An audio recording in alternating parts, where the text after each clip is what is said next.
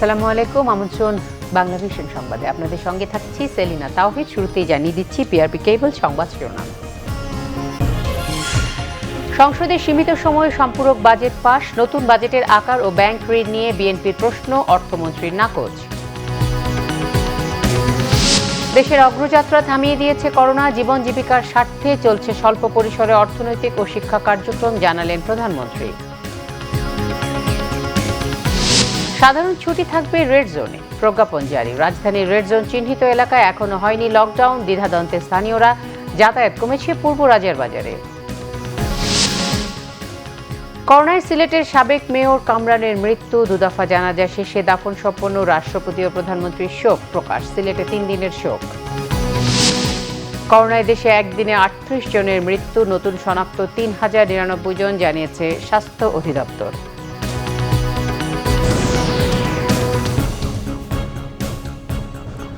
দেখছিলেন বিআরবি কেবল সংবাদ শিরোনাম, এবারে বিস্তারিত।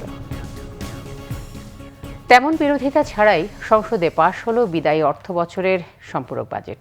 নির্দিষ্টকরণ সম্পূরক বিল 2020 পাশের মধ্য দিয়ে সর্বসম্মতিক্রমে এই বাজেট পাশ হয়। করোনা ঝুঁকির কারণে এই বাজেটের আলোচনা ছিল খুব সংক্ষিপ্ত। সোমবার স্পিকার ডক্টর শিরিন শারমিন চৌধুরীর সভাপতিত্বে সংসদের সম্পূরক বাজেটের মঞ্জুরি দাবির পক্ষে বক্তব্য রাখেন দায়িত্বপ্রাপ্ত মন্ত্রীরা। মুক্তিযুদ্ধ বিষয়ক মন্ত্রী অসুস্থ থাকায় প্রধানমন্ত্রী শেখ হাসিনা তার পক্ষে প্রধানমন্ত্রীর কার্যালয়ের জন্য রাষ্ট্রপতিকে অনধিক 214 কোটি টাকা এবং মন্ত্রী পরিষদ বিভাগের জন্য 59 কোটি টাকা মঞ্জুরির দাবি জানান, যা কণ্ঠভোটে পাশ হয়। সংসদে 24টি মঞ্জুরি দাবি উঠলেও মাত্র 2টি ছাঁটাই প্রস্তাব নিয়ে আলোচনা হয়। আগামী 23 জুন পর্যন্ত সংসদ মুলতবি করা হয়।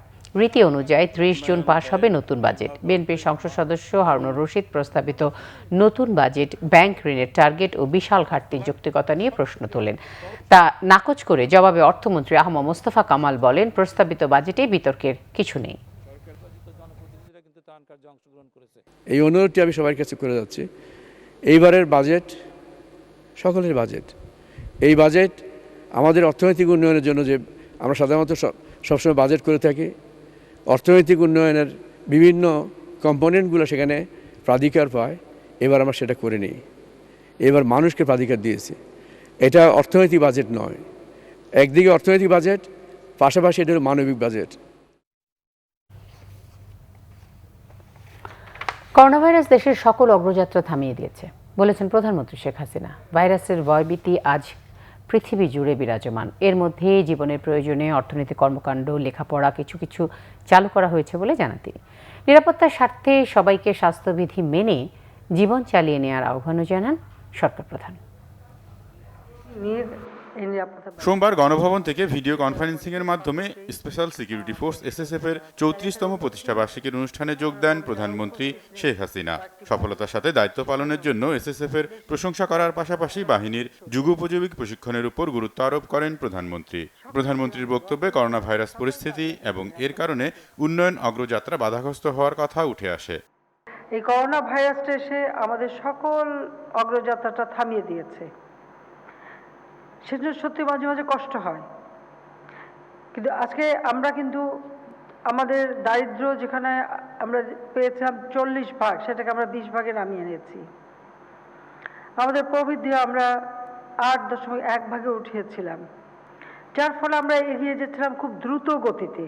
আজকে এই একটা ভাইরাস যাকে দেখা যাচ্ছে না, অদৃশ্য একটা শক্তি, জানি না আল্লাহ রাব্বুল আলামিনের কি খেলা, সেই অদৃশ্য শক্তির ভয়ে আজকে সারা বিশ্ব স্থবির। তবে জীবন ও জীবিকার প্রয়োজনে স্বাস্থ্যবিধি মেনে সবাইকে জীবন চালিয়ে নেওয়ার আহ্বান আসে সরকার প্রধানের কণ্ঠে। কারণ একদিকে মানুষকে বাঁচানো, আবার মানুষের খাবারের ব্যবস্থা, চিকিৎসার ব্যবস্থা, শিক্ষার ব্যবস্থা, সেগুলো যাতে ঠিক থাকে, চলমান থাকে, সেদিকেও আমরা বিশেষভাবে লক্ষ্য রাখছি। আমি চাই আমাদের মানুষের ভিতরে যেন একটা আস্থা থাকে, বিশ্বাস থাকে।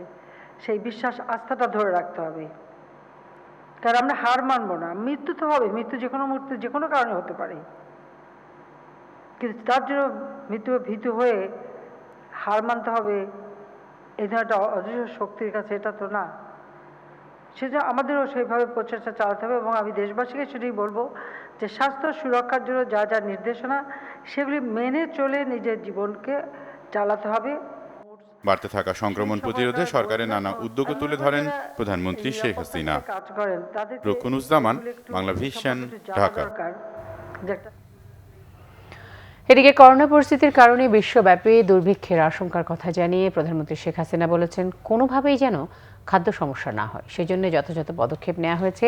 খাদ্য নিরাপত্তা নিশ্চিতে কৃষিতে ভর্তুকি, কৃষি যান্ত্রিকীকরণ, কৃষকদের প্রণোদনা সহ বিশেষ বরাদ্দের কথা জানান প্রধানমন্ত্রী। কৃষক লীগের বৃক্ষরোপণ কর্মসূচির উদ্বোধনী অনুষ্ঠানে প্রধানমন্ত্রী এসব কথা বলেন।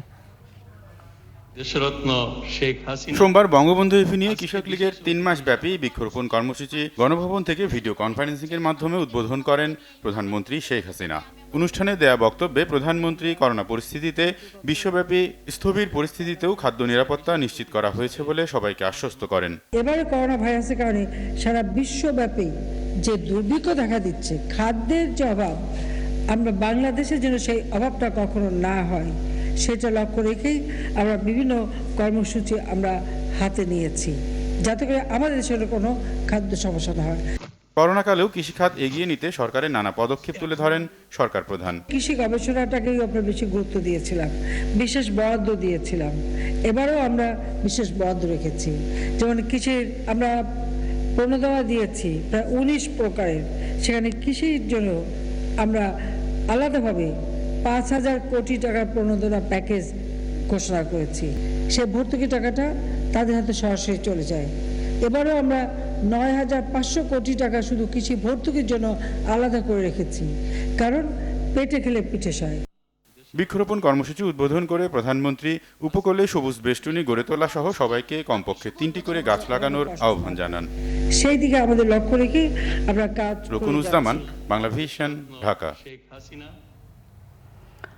করোনা ভাইরাসের বিস্তার রোধে লাল জোন সাধারণ ছুটির আওতায় থাকবে। মন্ত্রিপরিষদ বিভাগের এক প্রজ্ঞাপনে এই আদেশ দেওয়া হয়। এছাড়া সার্বিক কার্যাবলী ও চলাচলে নিষেধাজ্ঞার মেয়াদ বাড়িয়ে 30 জুন করা হয়েছে। সোমবার জারি করা প্রজ্ঞাপনে জানানো হয়, সবুজ অঞ্চলের সকল সরকারি, আধা সরকারি, স্বায়ত্তশাসিত এবং বেসরকারি অফিসসমূহ সীমিত পরিসরে খোলা থাকবে। ঝুঁকিপূর্ণ, অসুস্থ কর্মচারী এবং সন্তান সম্ভবা নারীদের অফিস না আসার কথা বলা হয়েছে প্রজ্ঞাপনে। রাত 8টা থেকে সকাল 6টা পর্যন্ত জরুরি প্রয়োজন ছাড়া কেউ বাড়ির বাইরে বের হতে পারবে না। বাইরে চলাচলের সময় মাস্ক পরিধান সহ স্বাস্থ্যবিধি মেনে চলতে হবে, অন্যথায় আইনানুগ ব্যবস্থা নেওয়া হবে। স্বাস্থ্যবিধি মেনে হাট, বাজার, দোকানপাট এবং শপিং মল বিকেল 4টা পর্যন্ত খোলা রাখা যাবে।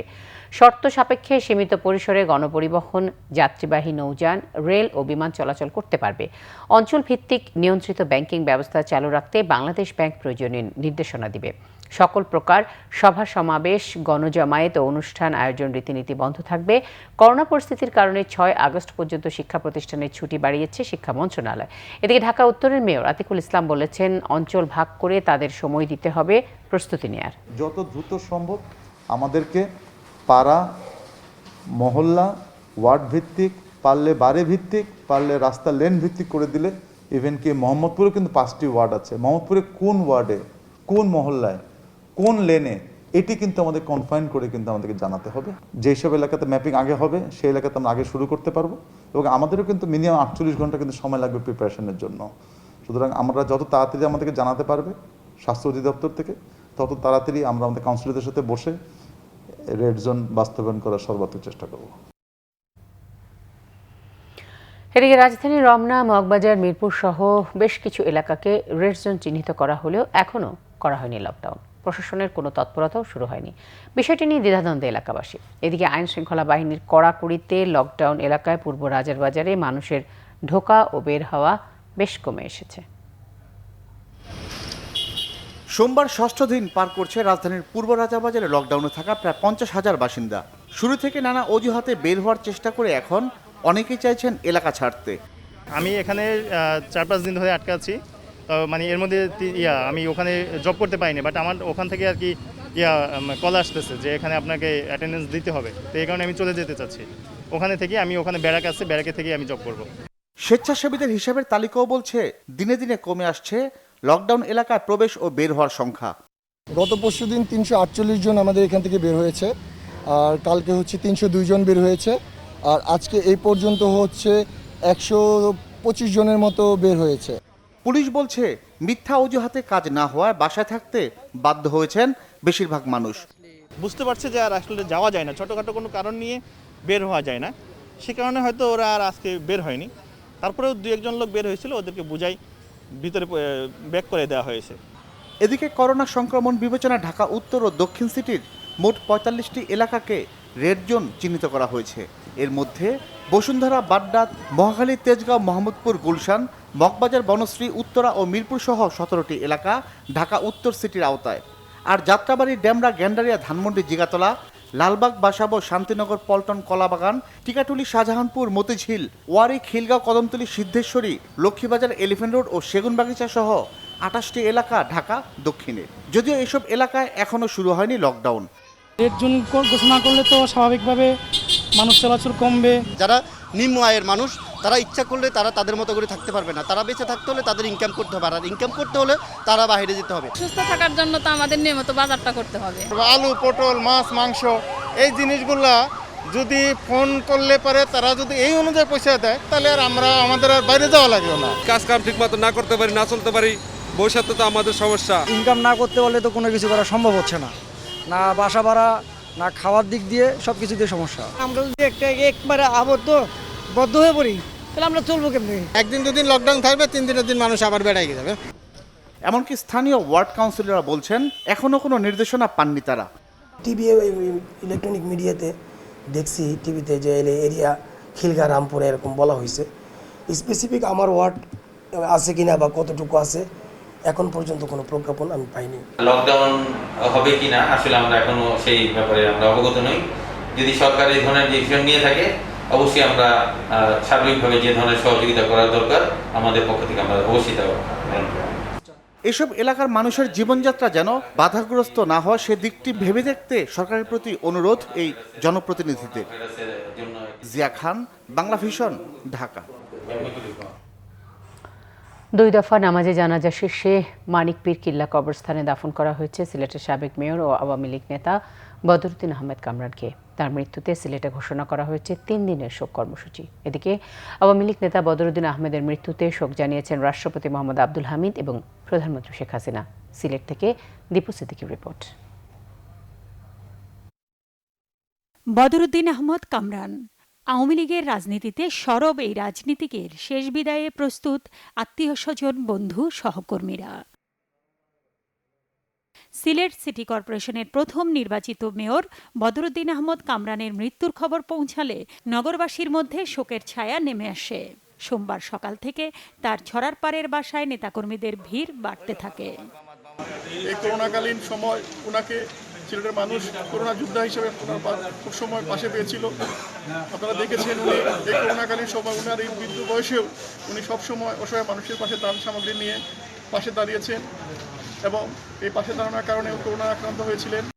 এদিকে সাবেক মেয়রের মৃত্যু সংবাদ শুনে তার বাসায় ছুটে যান বর্তমান মেয়র আরিফুল হক চৌধুরী। তার সঙ্গে গতকালকে এর আগে কথা হয়েছে, তিনি বলেছেন তিনি সুস্থ হচ্ছেন, দোয়া চেয়েছিলেন সকলের কাছে। আজকে তিনি বিদায় নিয়েছেন। আমি তার সুস্থ পরিবারের প্রতি গভীর সমবেদনা জ্ঞাপন করছি।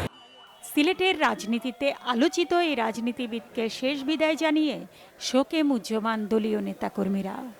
তৃণমূল থেকে আমার সাথে কামরান ভাইয়ের পরিচয়।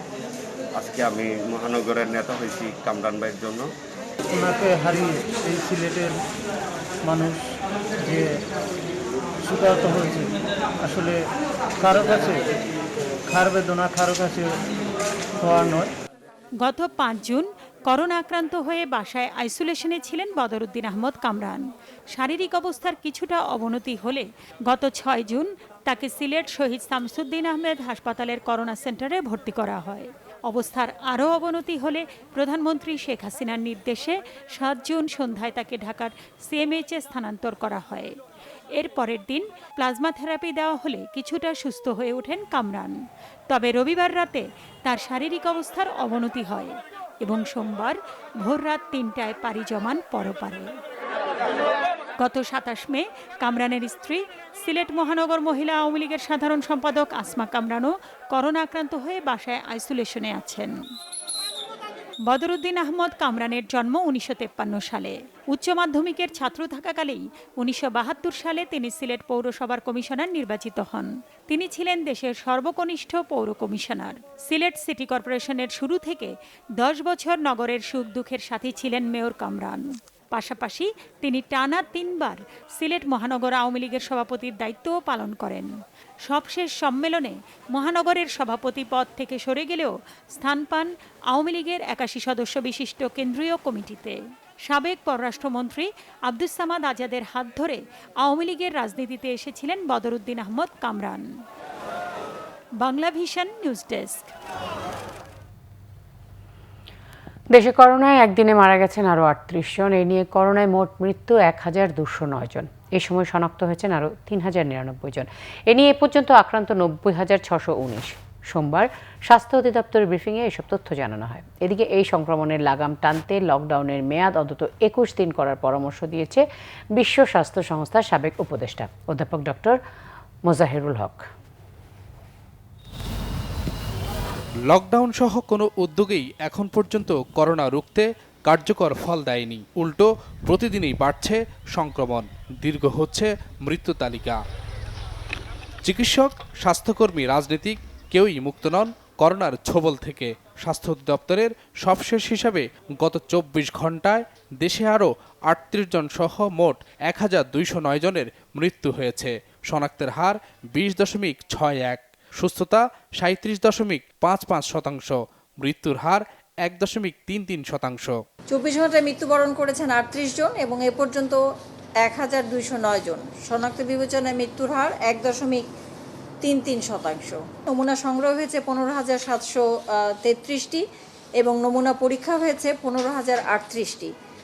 এই যা পরীক্ষা হয়েছে তাতে শনাক্ত হয়েছে 3,099 জন। এ পর্যন্ত সুস্থ হয়েছেন 34,027 জন এবং শনাক্তের বিবেচনায় সুস্থতার হার 37.55%।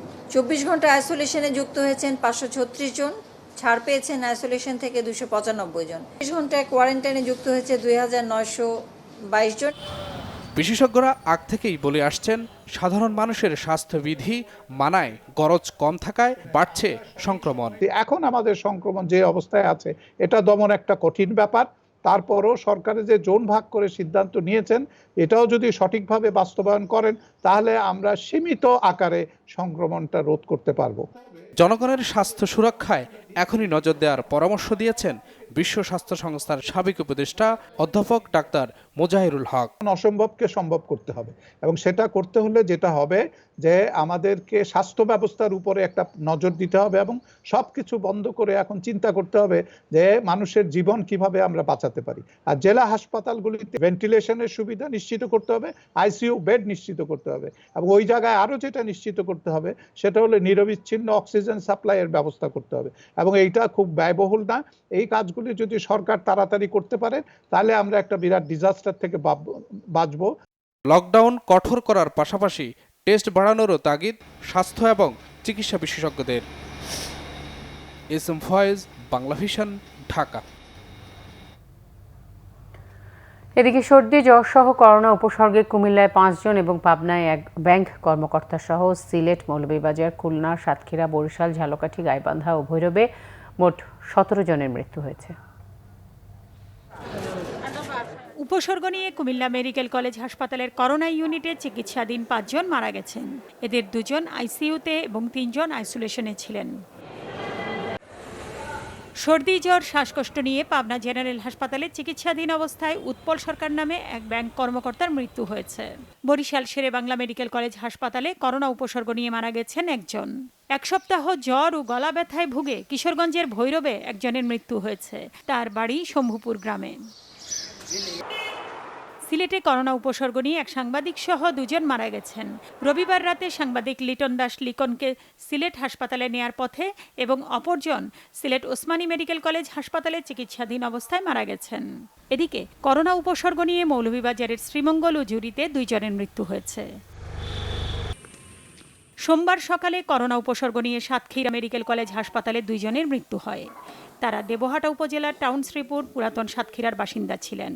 এদিকে নড়াইল 2 আসনের সংসদ সদস্য এবং বাংলাদেশ জাতীয় ক্রিকেট দলের সাবেক অধিনায়ক মাশরাফি বিন মর্তুজার শাশুড়ি হুসনে আরা সিরাজের করোনা শনাক্ত হয়েছে। তিনি নিজ বাসায় চিকিৎসা নিচ্ছেন। বগুড়ায় একদিনে সর্বোচ্চ 128 জনের করোনা শনাক্ত। এছাড়া ময়মনসিংহ মেডিকেলের 3 চিকিৎসক, 3 নার্স ও 1 পরিচ্ছন্নতা কর্মী সহ 33 জন এবং রংপুরে 21 জনের করোনা পজিটিভ। এদিকে মঙ্গলবার রাত 12টা থেকে 21 দিনের লকডাউনে যাচ্ছে চট্টগ্রাম মহানগরীর উত্তর কাট্টলী এলাকা। সোমবার সেখানে মাইকিং সহ নানা ধরনের কার্যক্রম চালায় সিটি কর্পোরেশন। এ সময় সিটি মেয়র আজম নাসিরউদ্দিন বলেন, লকডাউনকালে মহানগরী থেকে এই এলাকা সম্পূর্ণ বিচ্ছিন্ন থাকবে। এদিকে খাগড়াছড়ির মানিকছড়িকে রেড জোন ঘোষণা করেছে প্রশাসন।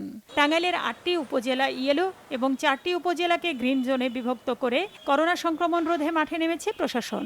অন্যদিকে রেড জোন হিসেবে চিহ্নিত করে ব্রাহ্মণবাড়িয়া পৌরসভার 4টি, কসবা পৌরসভার 3টি এবং নবীনগর পৌর এলাকায় লকডাউন কার্যক্রম শুরু হয়েছে। নাসরিন গীতি, Bangla vision news desk. Corona মহামারীতে বিশ্বের বিভিন্ন দেশে মৃতের সংখ্যা বেড়ে 4,36,000 ছাড়িয়ে গেছে। আক্রান্ত 80,000 27,000-এর উপরে, আর সুস্থ হয়েছেন প্রায় 41,48,000 মানুষ। এদিকে করোনার কারণে আরোপিত বিধিনিষেধের বেশিরভাগই তুলে নেওয়ার ঘোষণা দিয়েছে ফ্রান্স। করোনায় প্রাত্যহিক মৃত্যুর তালিকায় রবিবারও শীর্ষে ছিল ব্রাজিল। এদিন মারা যান কমপক্ষে 598 জন। এতে দেশটিতে মোট মৃত্যু বেড়ে দাঁড়ালো 43,389 জনে। 8,67,000 ছাড়াই আক্রান্তের সংখ্যা। করোনায় প্রাণহানি উল্লেখযোগ্য হয়ে হারে কমেছে যুক্তরাষ্ট্রে। গত কয়েক ঘন্টায় দেশটিতে মারা গেছে 7 জন। রবিবার মারা যায় 326 জন। একদিনে মৃত্যুর তালিকায় তৃতীয় অবস্থানে থাকলেও করোনা শনাক্তের দিক থেকে শীর্ষে ছিল দেশটি। নতুন 636 জন সহ যুক্তরাষ্ট্রের মোট করোনা শনাক্তের সংখ্যা 21,62,000-এর উপরে। এছাড়া নতুন করে মেক্সিকোতে 269, রাশিয়া 143, পাকিস্তানে 97, ইতালিতে 44, যুক্তরাজ্যে 36 ও ভারতে 4 জন মারা গেছেন। টানা 15তম দিনে আর কেউ মারা যায়নি স্পেনে। এদিকে করোনার পরিস্থিতি কিছুটা উন্নতি হওয়ায় প্রেসিডেন্ট ইমানুয়েল ম্যাক্রোর ঘোষণা মেনে ক্যাফে ও রেস্টুরেন্ট খুলেছে ফ্রান্স। ভ্রমণ নিষেধাজ্ঞা শিথিল করায় ফ্রান্সের বিভিন্ন এলাকায় চলাচলের বিধিনিষেধ তুলে নেওয়া হয়েছে। ইউরোপের বিভিন্ন দেশে ভ্রমণেও বাধা থাকছে না। আর এছাড়া হাই স্কুল বাদে প্রাথমিক স্কুলগুলো খুলে দেওয়া হবে আসছে 22 জুন। আওয়ামী লীগের সাধারণ সম্পাদক ওবায়দুল কাদের বলেছেন, নানা সীমাবদ্ধতা নিয়েও করোনা মহামারী থেকে জনগণকে রক্ষায় দিনরাত কাজ করে যাচ্ছে সরকার। বিপদের গভীরতা ও মাত্রা বুঝে সচেতন না হলে জেনে শুনে আগুনে ঝাঁপ দেওয়া শামিল। করোনা সংকটে প্রধানমন্ত্রী শেখ হাসিনার উপর আস্থা রাখার আহ্বানও জানান কাদের। প্রতিকারের চেয়ে জোরালো প্রতিরোধ ব্যবস্থা ছাড়া আমাদের সামনে আর বিকল্প কিছু নেই। হাসপাতালের শয্যা সংখ্যারও সীমাবদ্ধতা আছে, তবুও সরকার চেষ্টা করছে। কিন্তু আমরা যদি বিপদের গভীরতা ও মাত্রা বুঝে সচেতন না হই, তাহলে তা হবে জেনে শুনে আগুনে ঝাঁপ দেওয়ার মতো। প্রতিদিন মৃত্যু বাড়লেও দেশে এখন করোনা সংক্রমণের চূড়ান্ত পর্যায়ে বলে মনে করেন না বিশেষজ্ঞ চিকিৎসকরা। তাদের ধারণা এটি আরও মাসখানেক চলবে, তারপর কমে আসবে আস্তে আস্তে। সেবার পাশাপাশি নিজের সুরক্ষায় চিকিৎসকদের আরও সতর্কতার পরামর্শ তাদের। 2019-এর ডিসেম্বরে চীনে করোনা ভাইরাসের সংক্রমণ শুরু হলেও বাংলাদেশে প্রথম শনাক্ত হয় এবছরের 8 মার্চ। এরপর আস্তে আস্তে দেশে সংক্রমণের মাত্রা বাড়তে থাকে। মার্চে 1,600 জনকে পরীক্ষা করে রোগী পাওয়া যায় 59 জন। এপ্রিলে 63,064 জনকে পরীক্ষা করে শনাক্ত হয় 7,616 জন। মে মাসে পরীক্ষা করা হয় 2,44,264 জনকে। সংক্রমণ পাওয়া যায় 39,486 জনের মধ্যে। আর 14 জুন পর্যন্ত 1,95,535 জনের পরীক্ষায় শনাক্ত হয় 40,367 জন। মে জুনে এসে নমুনা পরীক্ষা বাড়তে থাকে, পাল্লা দিয়ে বাড়তে থাকে করোনা রোগী শনাক্তের হার, সেই সাথে মৃতের সংখ্যাও। তারপরও চিকিৎসকরা বলছেন সংক্রমণের মাত্রা এখনও চূড়ান্ত নয়। এখনও তো বোঝা যাচ্ছে না। আমার মনে হয় যে পিক টাইমেই আসছি আমরা। তবে যদি দু একদমে দেখি যে কমছে তাহলে ধরবো যে হ্যাঁ পিক টাউন হয়েছে, এখন আমরা কমার দিকে আছে, এটা বলতে পারবো আর কি। কারণ গতকাল যা ছিল আজকে একটু কমে আসছে। যদি আগামীকাল আরও কমে তাহলে আমরা মনে করি যে পিক টাউন হয়ে গেছে, এখন আমরা ফলের দিকে আসি, কমার দিকে আসি। সুতরাং এটা আইজি বলা যাচ্ছে না। আরও 2-3 দিন আমাদের অবজার্ভ করতে হবে। যে আমরা কাঙ্ক্ষিত যে সংখ্যায় আমাদের পরীক্ষা করা দরকার সেই কাঙ্ক্ষিত সংখ্যায় আমরা পরীক্ষা করতে পারছি না, যে কারণে এই মুহূর্তে বলা মুশকিল। তবে আমার ব্যক্তিগত ধারণা যে সংক্রমণ আরও ঊর্ধ্বগতিতে যাবে এবং আরও লম্বা সময় প্রলম্বিত হয়ে এটা আপনার ঊর্ধ্বমুখী হবে। এদিকে করোনার থাবায় সাধারণ নাগরিকদের সাথে মৃত্যুর মিছিলে চিকিৎসকরাও। প্রতিদিনই অভিজ্ঞ চিকিৎসক মৃত্যুবরণ করছেন, সাথে অন্যান্য চিকিৎসাকর্মীও। এটি এখন চিন্তার বাড়তি বিষয় হয়ে দাঁড়িয়েছে এই পেশা সংশ্লিষ্টদের।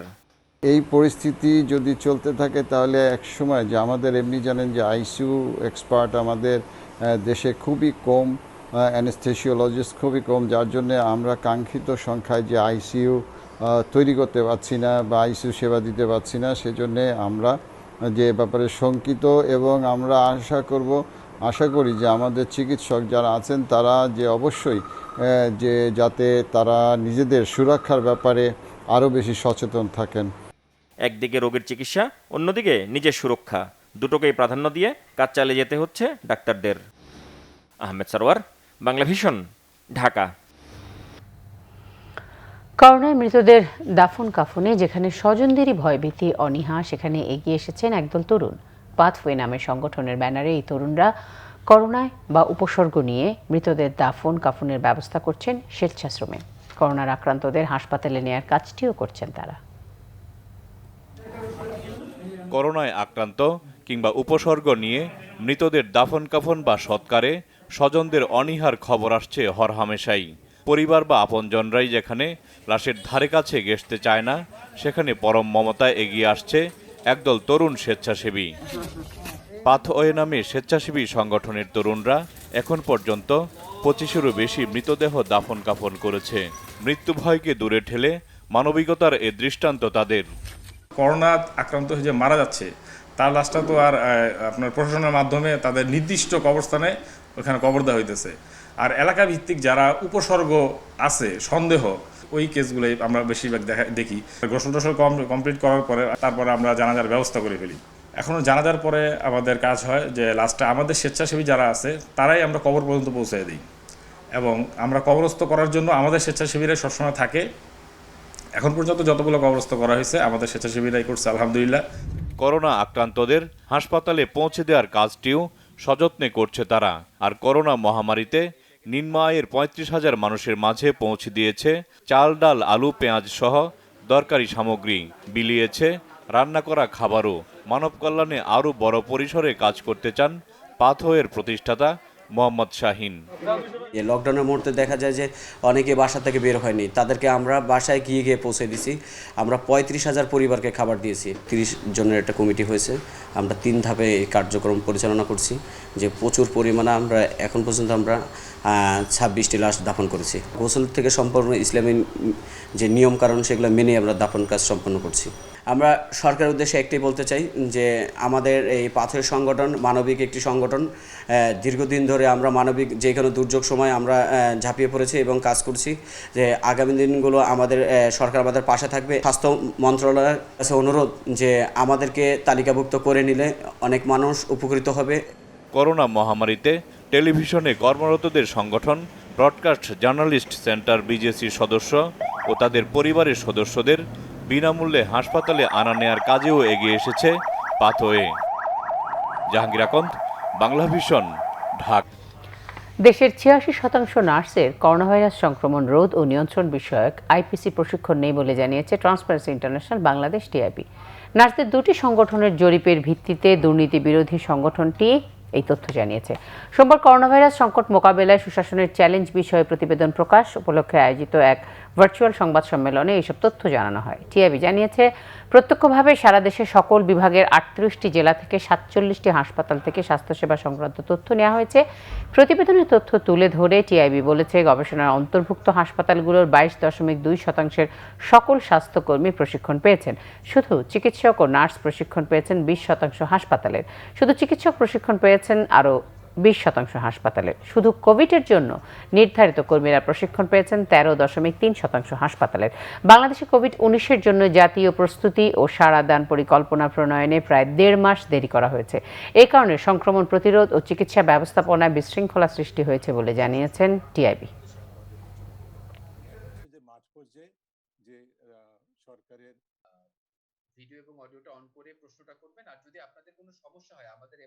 সাতটি সূচক কে কেন্দ্র করে আমরা বিশ্লেষণ করেছি আমাদের প্রাপ্ত তথ্য। মাপকাঠিতেই আমরা দেখেছি ঘাটতি ছিল এবং উল্লেখযোগ্য ঘাটতি ছিল এবং কোনো কোনো ক্ষেত্রে বিব্রতকর ঘাটতি ছিল, এখনো রয়েছে, যেটি আমাদেরকে উদ্বিগ্ন করে এবং এটি চিহ্নিত করার উদ্দেশ্যটাই হচ্ছে প্রতিকূলতা সত্ত্বেও সেগুলো হয়তো কোনো কোনো ক্ষেত্রে সরকার গুরুত্ব দিয়েছেন, কোনো কোনো ক্ষেত্রে দেওয়া হয়নি।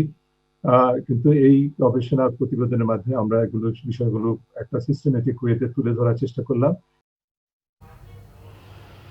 আধিপত্য বিস্তার নিয়ে মুন্সিগঞ্জ সদর উপজেলায় চরকেয়ার ইউনিয়নের খাসকান্দি ও ছোট মোল্লাকান্দি গ্রামের আওয়ামী লীগের দুই গ্রুপের সংঘর্ষ হয়েছে। এ সময় পাল্টাপাল্টি হামলা, ককটেল বিস্ফোরণ, গুলি ও বাড়ি ভাঙচুরের ঘটনা ঘটেছে। সোমবার মধ্যরাত থেকে শুরু হয়, সকাল 8টা পর্যন্ত চলে এই সংঘর্ষ। এ সময় দুটি গ্রামের প্রায় 20টি বাড়িতে ব্যাপক ভাঙচুর ও ককটেল বিস্ফোরণ হয়। আহত হন 8 জন। স্থানীয়রা জানায়, খাসকান্দি গ্রামের মামুন হালদারের সাথে একই গ্রামের আহমেদ হালদারের মধ্যে দীর্ঘদিন ধরে বিরোধ চলছিল। এর জেরে দুই গ্রুপের সংঘর্ষ বাধে। পুলিশ ঘটনাস্থলে গেলে তাদের লক্ষ্য করে ককটেল নিক্ষেপ করে দুর্বৃত্তরা। মুন্সিগঞ্জ সদর থানার ওসি আনিসুর রহমান জানান, নজরুল হাওলাদারের লোকজন পুলিশকে লক্ষ্য করে ককটেল নিক্ষেপ করে। পরে পুলিশ ফাঁকা গুলি ছুড়ে পরিস্থিতি নিয়ন্ত্রণে আনে। ঘূর্ণিঝড় আম্পানের তাণ্ডবে বাঁধ ভেঙে এখনও পানিবন্দী সাতক্ষীরার তালা উপজেলার কপোতাক্ষ অববাহিকার 6টি গ্রামের প্রায় 200 পরিবার। ক্ষতিগ্রস্তদের অভিযোগ, তাদের দুর্ভোগ লাঘবে নেই প্রশাসনের কোনো তৎপরতা। কর্তৃপক্ষের অবহেলায় দীর্ঘদিনেও বাঁধ সংস্কার না হওয়ায় মানবেতর জীবন কাটাচ্ছেন তারা। জরুরি ভিত্তিতে সেনাবাহিনী তত্ত্বাবধানে পেরিফেরি বাঁধ সংস্কারের চান ভুক্তভোগীরা। সাতক্ষীরা থেকে আসাদুজ্জামানের রিপোর্ট। ঘূর্ণিঝড় আম্পানের তাণ্ডবে সাতক্ষীরার তলায় পাখিমারা বিলের টিআরএম বাঁধ ভেঙে মাদ্রা এলাকার 6টি গ্রামের প্রায় 600 পরিবার পানিবন্দী। ভেঙে গেছে 3 শতাধিক বিঘার মৎস্য ঘের। সরকারি কোনো সহযোগিতা না পেয়ে মানবেতর জীবন কাটছে দুর্বৃত্তদের। জরুরি ভিত্তিতে সেনাবাহিনীর তত্ত্বাবধানে বাঁধ নির্মাণ ও ভুক্তভোগীদের ক্ষতিপূরণের দাবি এলাকাবাসীর। টিআরএম ভেঙে গেছে বলে তাই আমরা ডুবি মরতেছি, আর এই জল ঝাপটা হয়ে গেছে, আমাকে কিচ্ছু দিইনি। বাচ্চা কাচ্চা নেই, পানির উপরে বাসি বেড়াচ্ছি। আপনারা একটু দেখেন, নিজ চোখে দেখি যান যে আমরা কি হালে বসবাস করছি। সরকার কোনো করতেছে না, বাঁধ বাঁধতেছে না, কেউ দেখতে আসতেছে না। আমরা খুব ভয়ে বাস করতেছি এইখানে। গেছি আরো প্লাবিত হবে এর পরে, আকাশের যা ভাব। আমরা দাঁড়াতে পারতেছি না, জায়গায় ভয় লাগতেছে আমাদের খুব। পানিবন্দী মানুষের ভোগান্তির জন্য প্রশাসনকে দায়ী করেছেন সংসদ সদস্য। বলেন, ক্ষয়ক্ষতির তালিকায় টিআরএম এর নাম উল্লেখ না করায় এখন পর্যন্ত বাঁধ সংস্কার করা সম্ভব হয়নি। এই টিআরএমটার ক্ষতিপূরণ জমির মালিকরা 6 বছর পায়নি। তারপরেও যা 2 বিঘা, 5 বিঘা, 3 বিঘা জমি আছে সব দিয়ে রাখছে। সরকার ক্ষতিপূরণ দিবে। কপোতাক্ষ খননের দ্বিতীয় প্রকল্প বাস্তবায়ন হলে জমির মালিকরা ক্ষতিপূরণ পাবে। এই বাঁধ করার ক্ষেত্রে ব্যাপক দুর্নীতি হয়েছিল। এই অঞ্চলে মানুষ এ নিয়ে অনেক আন্দোলন সংগ্রাম করেছিল। সেই বাঁধ সংস্কার করা হয়েছে, কিন্তু সেই বাঁধ স্থায়ী সংস্কার করা হয়নি। 510 কোটি টাকার একটা প্রকল্প দেখে রেডি হয়ে আছে।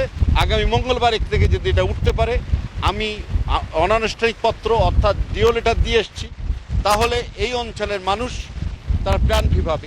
বাঁধ সংস্কারে বরাদ্দ হয়েছে, দ্রুত সংস্কার কাজ শুরু হবে বলে জানিয়েছেন জেলা প্রশাসক। অনেক জায়গায় বাঁধ ক্ষতিগ্রস্ত হয়েছে। এটি আমাদের সাতক্ষীরা কাশনের মাননীয় সংসদ সদস্য সহ আমি এই অঞ্চল এবং নির্বাহী প্রকৌশলীও ছিলেন, উপজেলা পরিষদ চেয়ারম্যান সহ আমরা দেখে এসেছি। সেখানে উপজেলা আমাদের যে নির্বাহী প্রকৌশলীর সঙ্গে আমার কথা হয়েছে সর্বশেষ, যে এখানে অলরেডি সরকার বরাদ্দ দিয়েছে এই কাজের জন্য। আমরা আশা করছি যে অচিরেই এখানে কাজ শুরু হবে এবং স্থানীয়ভাবে সবাইকে সম্পৃক্ত করে এই কাজ করা হবে। দ্রুত বাঁধ সংস্কার করা না হলে নতুন নতুন এলাকা প্লাবিত হওয়ার শঙ্কায় এলাকাবাসী।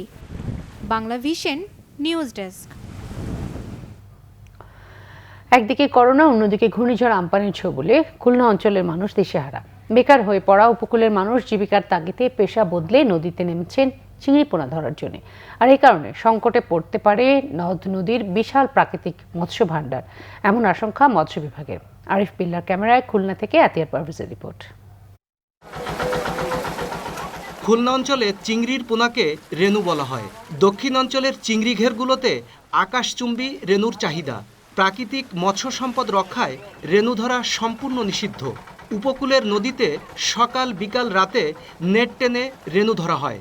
পেশা বদলে রেনু ধরে জীবিকা নির্বাহ করছেন ঘূর্ণিঝড় আমপানে ক্ষতিগ্রস্ত মানুষ। তাদের সাথে যুক্ত হচ্ছেন করোনায় কাজ হারানো নারী পুরুষও। খুব কম, বেশি না, মনে করেন সংসার চালাতেও কষ্ট হয়ে যাচ্ছে সবার। এখন কি করব, কোনো কাজ কাম নেই, দেখা গেছে বিটারা কোনো ইনকাম করতে পারতেছে না, এই কারণে আমাদের নদীতে আসতে হয়েছে। আগে 2000, 1000, 500 এরকমের হয়েছে মানুষই, এখন তো 100 হচ্ছে না কি 200 হচ্ছে না, ইয়াতে খুব কম কষ্ট হচ্ছে সংসার চলতে। করোনা করে করে আমাদেরকে শেষ করে দিচ্ছে। চাকরি ছিল, চাকরি থেকে বাদ করে দিচ্ছে, যে করোনার অবস্থায় চাকরি বন্ধ। এই সমস্ত বিষয় তো মানুষজন নামে আনলে কি আর বের।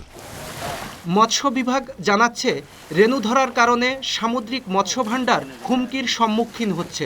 রেনু আহরণ ঠেকাতে কোস্টগার্ডের সাথে কাজ করছে মৎস্য বিভাগ। একটা চিংড়ি পিয়েল ধরতে গেলে সেখানে অন্যান্য প্রজাতির কমপক্ষে 8 থেকে 10টা মাছের পোনা ওখানে ধ্বংস হয়ে যায়, কারণ তারা শুধু চিংড়ির পিয়েলটা নেয় এবং বাকিগুলো তারা শুকনায় নদীর উপরে ফেলে রেখে চলে যায়। সুতরাং এই যে এতগুলো মাছ হত্যা করা একটা পিয়েলের জন্য, মানে জেল জরিমানা আদায় করছি আমরা। বিভিন্ন আইনশৃঙ্খলা বাহিনীর সহায়তা নিয়ে আমরা সচেষ্ট আছি, মৎস্য অধিদপ্তর সচেষ্ট আছে যাতে করে এগুলো বন্ধ রাখা যায়, টোটালি যাতে এগুলো নির্মূল করা যায়। প্রাকৃতিক মৎস্য ভাণ্ডার রক্ষায় জরুরি কঠোর পদক্ষেপ চায় পরিবেশবাদীরা। আতিয়ার পারভেজ, বাংলা ভিশন, খুলনা। ঘূর্ণিঝড় আমপানের তাণ্ডবের এক সপ্তাহের মধ্যে নতুন বসতঘর বুঝে পেয়েছেন ঝালকাঠির কাঠালিয়ার গৃহহীনরা। এই জন্য সেনাবাহিনীর প্রতি কৃতজ্ঞ তারা। উপকারভোগীরা বলছেন, দুর্যোগ পরবর্তী ত্রাণ ও পুনর্বাসন প্রকল্পগুলো সেনাবাহিনীর মাধ্যমে বাস্তবায়ন হলে সরকারের উদ্দেশ্য ব্যাপক সাফল্য আসবে। ঝালকাঠি প্রতিনিধি মাসুদুল আলমের রিপোর্ট। ঘূর্ণিঝড় আমপানে তছনছ হয় ঝালকাঠির কাঠালিয়া উপজেলার বেশ কিছু বাড়িঘর। পরে শেখ হাসিনা সেনানিবাসের 7 পদাতিক ডিভিশনের 22 ইঞ্জিনিয়ারিং ব্যাটালিয়নের তত্ত্বাবধানে অতি দরিদ্র পরিবারের 5টি বিধ্বস্ত ঘর চিহ্নিত করা হয়। মাত্র 7 দিনে ঘর তৈরি করে বুঝিয়ে দেওয়া হয় ক্ষতিগ্রস্তদের। আমরা সেই ক্ষতিগ্রস্ত ঘরবাড়িগুলোকে প্রাথমিকভাবে শনাক্ত করেছি এবং সেগুলো পুনর্নির্মাণের কাজ অব্যাহত রাখছি। আপনারা দেখতে পাচ্ছেন যে একটি ঘরের কাজ অলরেডি চলছে এবং পরবর্তীতে আমরা ধারাবাহিকভাবে অন্যান্য ঘরবাড়িগুলো পুনর্নির্মাণের চেষ্টা করব। ঘর পেয়ে আনন্দিত গৃহহীন পরিবারগুলো। দুর্যোগ পরবর্তী কাজগুলো সেনাবাহিনীর মাধ্যমে বাস্তবায়নের দাবি তাদের। আমাদের আশেপাশে কেউ আসে নাই, ওই সেনাবাহিনী আইসা আমাদের ঘর তুলে দিয়েছে, আমরা সেই জন্য অনেক খুশি। এরপরও যদি কোনো কিছু কাজ সেনাবাহিনীর দ্বারা করা হয় তাহলে আমরা শান্তিতে থাকতে পারবো। আমার জায়গা জমি নাই কিছু, আমি সেনাবাহিনী আইয়া আমার গাছ কুটা সব লামাই দিয়ে কাটি কুটিয়া এইবার আমার ঘর দরজা করিয়ে দিয়ে গেছে। এই ধরনের কাজ সেনাবাহিনী যদি করে তাহলে সে জিনিসটা খুবই ভালো হয়। প্রাথমিক পর্যায়ে 5টি ঘর তৈরি করা হলেও বাকিগুলো পর্যায়ক্রমে করা হবে বলে জানিয়েছেন স্থানীয় জনপ্রতিনিধি ও সেনা সদস্যরা। সাইক্লোন আমফানের প্রভাবে এই কাঠালিয়া উপজেলায় যে ঘরবাড়িগুলো ক্ষতিগ্রস্ত হয়েছে, বড় বড় গাছ ভেঙে পড়ে ঘরবাড়ি সম্পূর্ণরূপে বিধ্বস্ত হয়ে গিয়েছিল। এরকম 5টি ঘর আমরা মেরামত করে দিয়েছি 1 সপ্তাহের ব্যবধানে। আমাদের সৈনিকরা যথেষ্ট পরিশ্রম করে খুব অল্প সময়ে এই কাজগুলো আমরা সম্পাদন করতে সক্ষম। দুর্যোগে ঝালকাঠির ক্ষতিগ্রস্ত এলাকায় সেনাবাহিনীর কার্যক্রম প্রশংসা পেয়েছে স্থানীয় সব মহলে। Bangla vision news desk. নিয়মনীতি তোয়াক্কা না করে করোনা পরিস্থিতিতে ঝিনাইদহে ফায়ার সার্ভিস স্টেশনের 20টির বেশি সরকারি গাছ কেটে জ্বালানি হিসেবে ব্যবহার করছেন কর্মকর্তারা। এর মধ্যে 7টি গাছ সমূলে কাটা হয়েছে, যাকে নিয়ম বহির্ভূত বলছে বন বিভাগ। প্রতিনিধি আসিফ ইকবাল মাখনের পাঠানো রিপোর্ট। গত 2 মাসের বেশি সময় ধরে গোপনে গাছ কাটা হচ্ছে ফায়ার সার্ভিস স্টেশনের আম, মেহগনি, আমলকি, নারিকেল সহ ঘূর্ণিঝড় আমফানে হেলে পড়া কিছু অর্জুন গাছ। এগুলো স্থানীয় সমিলে নিয়ে ফায়ার সার্ভিস কর্মীরা জ্বালানি কাঠ হিসেবে তৈরি করছেন বিক্রির জন্য, কখনো বা নিজের ব্যবহারের জন্য। ফায়ার সার্ভিসের ভিতরে পাঁচিলিকা একটা মেঘনি গাছ ছিল, মেঘনি গাছটা ওরা দেখলাম যে করাত দিয়ে মেশিন দিয়ে কাটছে। ফায়ার সার্ভিসের গাড়ি আসলো, রং নিয়ে আসলো, তা ছেড়ে মাল কাটিয়েছে। বিষয়টি নিয়ে কথা বলতে চাইলে এড়িয়ে যান সাব স্টেশন অফিসার। গাছ কাটছেন, এগুলো আসলে কি উপলক্ষে কাটছেন? তবে ফায়ার সার্ভিস স্টেশনের ঊর্ধ্বতন কর্মকর্তারা জানান, ঝড়ের তাণ্ডবে পড়া একটি গাছ প্রশাসনের অনুমতিতেই কেটে জ্বালানি বানানো হয়েছে সহকারী পরিচালকের। আমার সহকারী পরিচালক মহোদয়, ওনাকে জানাইছি, চিঠি দিয়ে জানাইছি, উনি বললো যে কাইটা লাকড়ি করে তুমি রান্নার লাকড়ি হিসেবে ব্যবহার করে। এই তো সে, আমি তো এবার কি জানি না, আমি একটু পরিবেশন দেখি আপনি কি ঘটনা। সরকারি সম্পত্তি নষ্টের সাথে জড়িতদের শাস্তির দাবি জানিয়েছে ঝিনাইদহ সুশীল সমাজ। একটা সেবামূলক প্রতিষ্ঠান থেকে কর্তৃপক্ষের অনুমতি ব্যতি রেখেই এই গাছ কাটা, যা স্বচ্ছতার জায়গা থাকে না, এটা দুর্নীতির পর্যায়ে পড়ে এবং সাথে সাথে আমরা চাই কর্তৃপক্ষের মাধ্যমে এদের জবাবদিহিতার ব্যবস্থা করা। বন কর্মকর্তারা বলেছেন, যথাযথ প্রক্রিয়া ছাড়া নিজস্ব কাজে সরকারি গাছ কাটা ও তা ব্যবহারের বিধান নেই। জেলা প্রশাসকও ফায়ার সার্ভিস স্টেশনে গাছ কাটার অনুমতি দেয়নি বলেও জানান তিনি। নিজস্ব কোনো ব্যক্তিগত কাজে বা অন্য কাজে ব্যবহার করার কোনো সুযোগ নাই আমার জানা মতে। তবে আমি যতটুকু জানি বা এ পর্যন্ত যে ফায়ার সার্ভিসের গাছ কাটার ব্যাপারে এ পর্যন্ত কোনো কমিটি থেকে অনুমোদন নেওয়া, উপজেলা বা জেলা পর্যায়ে কোনো কমিটি থেকে এ পর্যন্ত অনুমোদন নেওয়া হয়েছে বলে আমার মনে হয় না। ফায়ার সার্ভিস স্টেশনের এখানে গাছ কাটা হয়েছে, এই বিষয়গুলি আমরা পর্যালোচনা করব এবং প্রয়োজনের ক্ষেত্রে আমাদের সমন্বয় সভায় ওনাকে জিজ্ঞেস করব, জানতে চাইব ওখানকার অবস্থা কি, উনি কেন গাছটা কেটেছেন। Bangla vision news desk. এবার আমিন জুয়েলার্স আন্তর্জাতিক সংবাদ।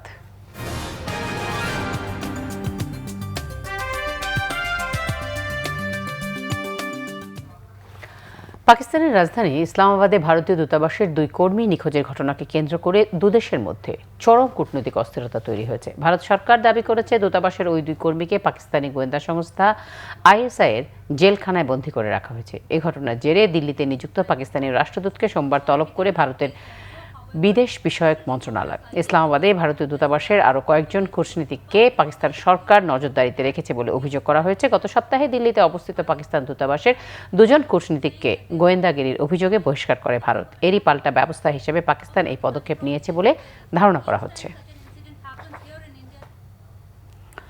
মানহানি মামলায় অনলাইন নিউজ পোর্টাল র্যাপলারের নির্বাহী সম্পাদক মারিয়া রেসাকে দোষী সাব্যস্ত করেছে ফিলিপিন্সের আদালত। এই নিন্দায় আদালতের সিদ্ধান্তকে লজ্জাজনক বলেছে মানবাধিকার সংস্থা হিউম্যান রাইটস ওয়াচ ও অ্যামনেস্টি ইন্টারন্যাশনাল।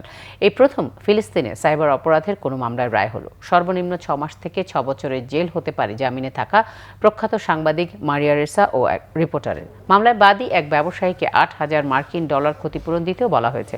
রাজধানী ম্যানিলায় সংবাদ সম্মেলনে মারিয়া বলেন, সাংবাদিকদের অন্যায়ের বিরুদ্ধে সোচ্চার না হলে হুমকিতে পড়বে জনগণের অধিকার ও গণতন্ত্র। প্রেসিডেন্ট রদ্রিগো দুতার্তে 2016 সালে ক্ষমতায় আসার পর থেকে 8টি মামলা হয় মারিয়ার বিরুদ্ধে। বিতর্কিত রায়টিকে দুতার্থের দমন নীতির বহিঃপ্রকাশ বলেছেন বিশ্লেষকরা। এতে গণমাধ্যমের স্বাধীনতার উপর আঘাত বলেছে হিউম্যান রাইটস ওয়াচ। আর মানহানির অভিযোগ ও আদালতের রায়কে রাজনৈতিক উদ্দেশ্য প্রণোদিত বলেছে অ্যামনেস্টি ইন্টারন্যাশনাল। প্রেসিডেন্ট দুতার্থের রোশানলে পড়ে ABS-CBN চ্যানেলের সম্প্রচার বন্ধের নিন্দাও জানান সংস্থাটি।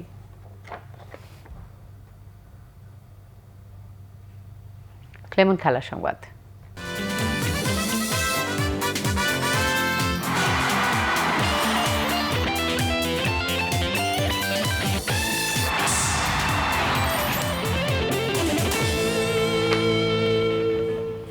শ্রীলঙ্কা এই মুহূর্তে টেস্ট সিরিজ খেলার কোনো পরিকল্পনা নেই বাংলাদেশ ক্রিকেট বোর্ডের।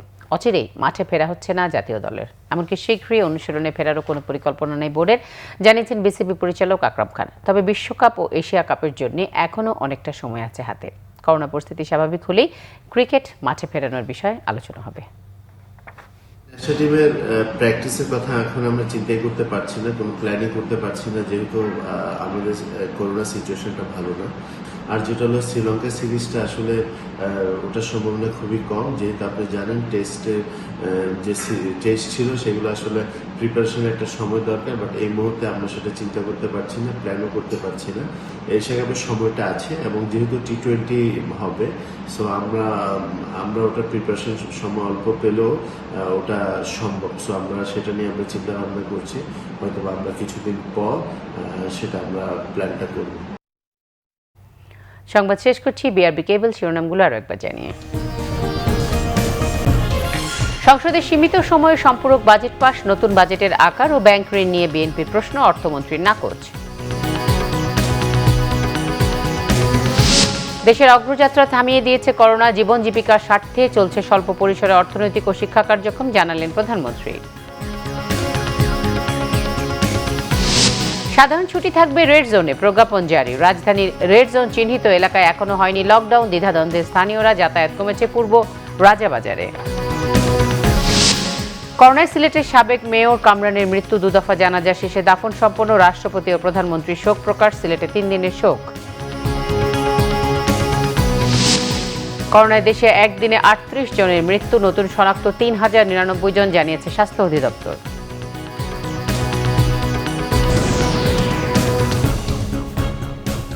এই ছিল এখনকার মতো। পরের সংবাদ রয়েছে রাত 10:30টায়, দেখার আমন্ত্রণ রইল। এছাড়া বাংলাভিশন সংবাদ ও সংবাদ সংশ্লিষ্ট অনুষ্ঠান দেখতে লগ ইন করুন facebook.com/বাংলাভিশননিউজে এবং সাবস্ক্রাইব করুন youtube.com/বাংলাভিশননিউজ। সঙ্গে থাকায় ধন্যবাদ সবাইকে।